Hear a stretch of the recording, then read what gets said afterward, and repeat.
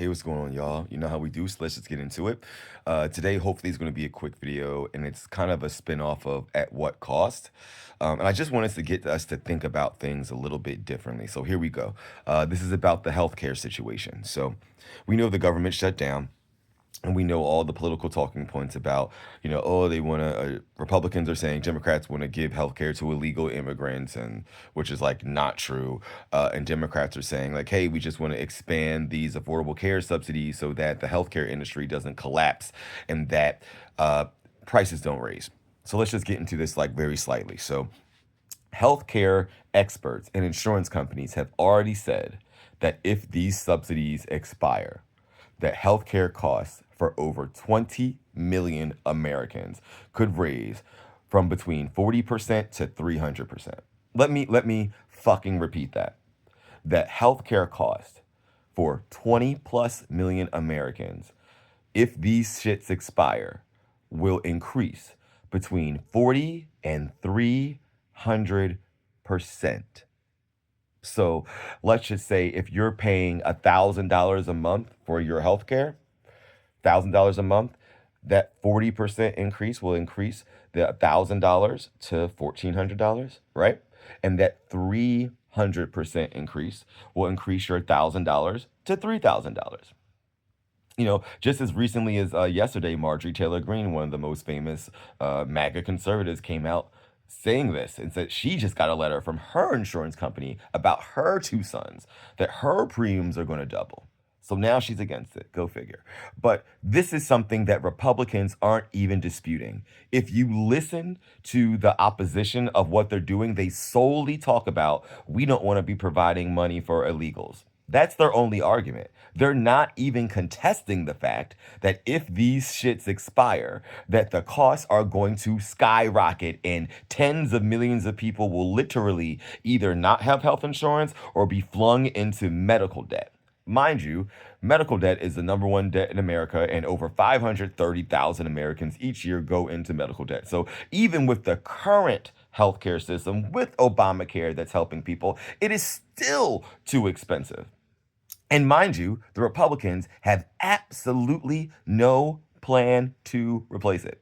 Nothing. There is not even a proposed Republican healthcare plan that would replace these subsidies, replace Obamacare, or anything. So at best, for a certain period of time until they figure out something, if they even do, these prices are just going to be absolutely asinine for no reason, right? So my question to you is, let's just assume that the Republicans are correct, even though they're not.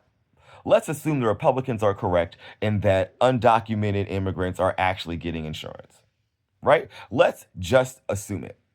So, are you telling me that you are willing to risk for having undocumented citizens get health care, that you are willing to pay 40 to 300% more for your health care? Because that is the trade-off. That is what the Republicans are doing. And even worse, the government shutting down and all this shit too. Jobs may be furloughed and eliminated and all this stuff. Republicans are literally saying, we are willing to shut down the government. We are willing to have over 20 plus million Americans lose their health care. And mind you, 75% of those Americans are in their own red states. Right? This is literally a terrible self-destructive thing. And it's ridiculous that the Democrats seemingly are the only ones, minus a couple of Republicans, that realize that, hey, their own kids are affected, would care about this. Like, this is an absolute collapse. And like I said, Republicans, check it out. They're not even denying it. They are only just doubling down on the fact that, like, hey, they're relying on the fact that you are going to be distracted and selfish and non-Christian and all those things and just be so like, wait, I don't want illegals getting benefits. So yeah, that's right. And even if you believe it, even if you believe that, is it worth you paying 40 to 300% more for your health care just to penalize other people? And I'm saying that is the through line. I think this is what we need to think about, y'all. Like, Republicans do this every time. They get you on these false moral platitudes right? You're against this, right? Everything against. But they never make you really look at the fucking cost, right? The cost of it. And this is something that's pervasive in American history. They will cut the nose off to spite the face if black people or brown people or anyone are caught taking advantage of something or they could benefit from it. Like with college used to be free until black people started to go, right? There used to be voting restrictions beyond black people started really voting. Now they had literacy tests and grandfather's clauses and everything. They didn't have labor unions until black people started taking jobs. You know what I'm saying? It's like because they were finally able to work. You know what I'm saying? Like, if you look at situations like documentaries about public pools in America, like a lot of white communities closed their public pools because black people wanted to use them. You know what I'm saying? It's like they didn't require SATs until black people started really going to colleges. You know what I'm saying? It is a systemic pattern, you know what I'm saying, like that we're willing to do. Look at even the modern times about like voting rights. Like voting errors have never decided any election, and there's less than 1% voting fraud. But Republicans are willing to disenfranchise almost 40% of voters. 40% of voters just to try and handle less than 1% of voter fraud that has never had any impact on any election. And we can keep going and keep going and keep going. But it's like, at what cost?